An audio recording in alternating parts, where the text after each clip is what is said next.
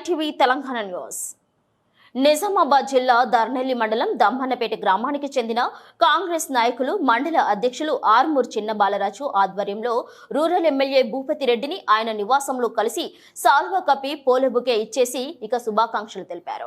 ఈ కార్యక్రమంలో గ్రామ శాఖ అధ్యక్షుడు నల్ల సుదర్శను, నాయకులు కల్ల ఎర్రన్న, గామ గంగారాము, కల్ల భూమేశు, కర్నల నరసయ్య, పి శ్రీను, లోలం శ్రీధరు, నల్ల శివరాజు, పోషన్న, ప్రదీపు, దినకర్, బన్నీ, అరవింద్ తదితరులు పాల్గొన్నారు.